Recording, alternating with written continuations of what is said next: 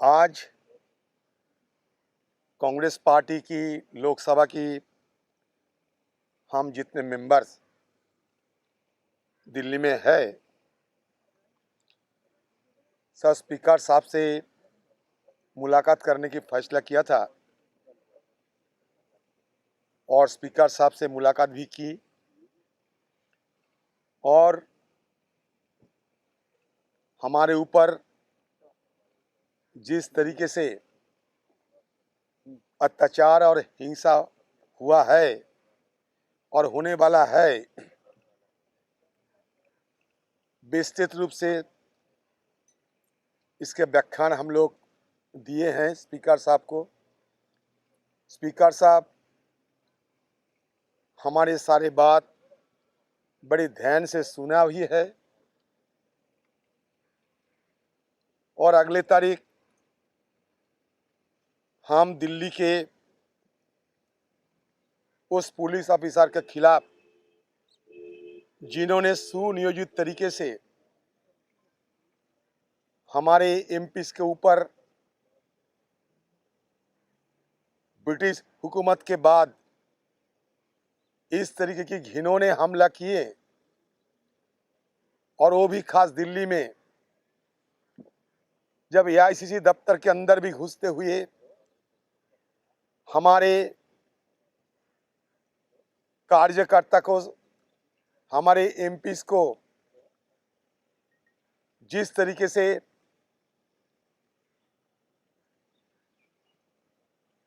यहाँ के पुलिस वालों ने हमला किया, काफी हमारे एमपीज़ गहरा चोट भी खाई हैं। और जब थाने में ले जाते हैं, थाने में भी यहाँ के पुलिस वालों ने कल हमारे एमपीज़ के साथ इस तरीके की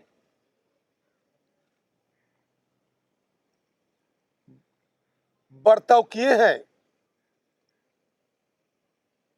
कि लगता है हम सारे कांग्रेस की एमपीज़ और कांग्रेस की कार्यकर्ताएं आतंकवादी बन चुके हैं। राहुल गांधी जी को लगातार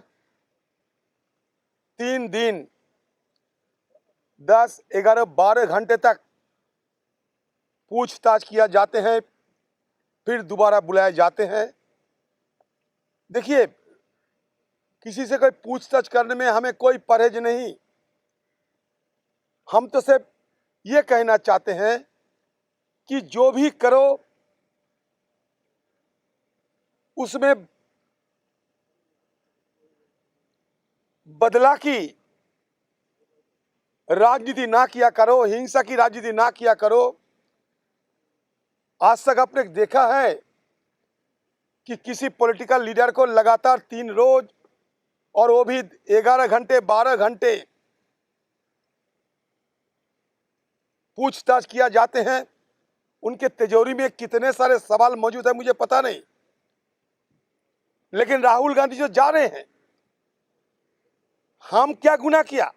मान लीजिए आपके घर से आपका कोई रिश्तेदार कभी बाहर जा रहे हैं, चाहे ट्रेन पकड़ने के लिए, चाहे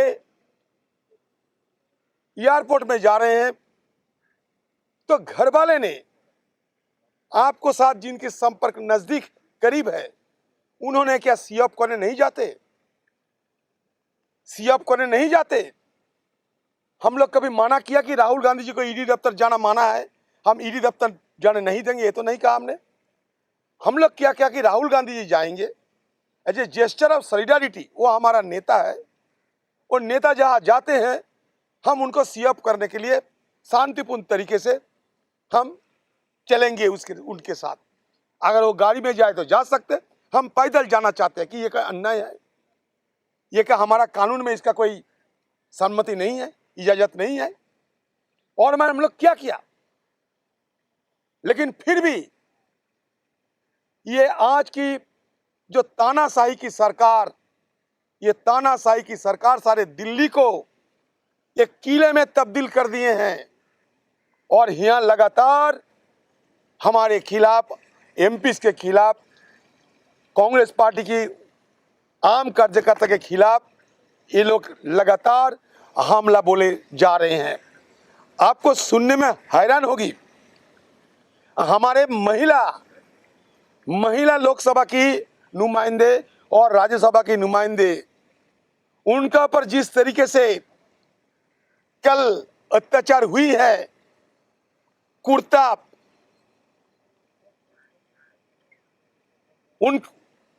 उनकी बदन से कुर्ता को उखाड़ने की, छेड़ने की कोशिश किए गए हैं।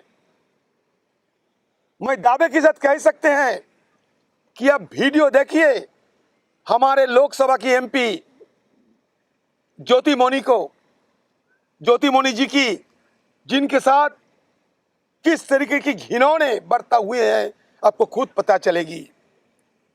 कामीज फाड़ दिए, उनकी कामीज फाड़ दिए, थाने में पानी तक नहीं दिए गए पीने के लिए, खाने की बात छोड़ दो। और रात में जब वापस घर आई वो सिर्फ रोती रही।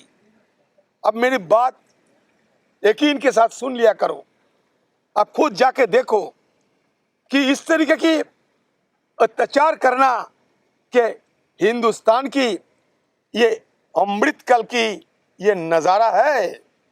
हिंदुस्तान की अमृतकाल को ये मोदी और अमित शाह की सरकार ये जहर काल में तब्दील करने की प्रयास कर रहे हैं, बना रहे हैं। आप खुद देखो, हिंदुस्तान में कभी क्या कोई आंदोलन नहीं होते? हम क्या किसी को कहीं रास्ता रुके, कहीं दफ्तर तोड़ने की तो आंदोलन नहीं किए? हम लोग गांधी जी की दिखाए हुए मार्ग पे शांतिपूर्ण तरीके से हमारा बात रखने की कोशिश किए। ये क्या गुनाह है? मैं सरकार से पूछना चाहते हैं।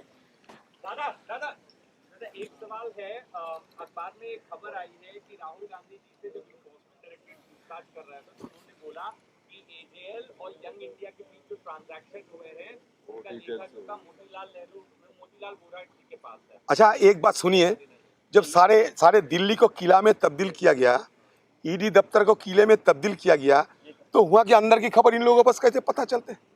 ये तो प्लांट स्टोरी है।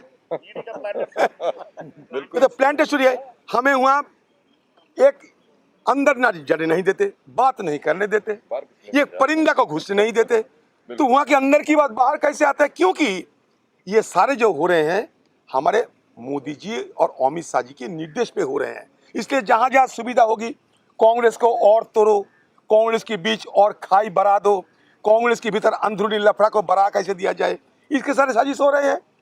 हमें तो पता नहीं, उनकी नजदीक नेता है, पता नहीं, हमारे एमपी को पता नहीं, उनको पता चल गया और गोदी वालों को पता चल गया।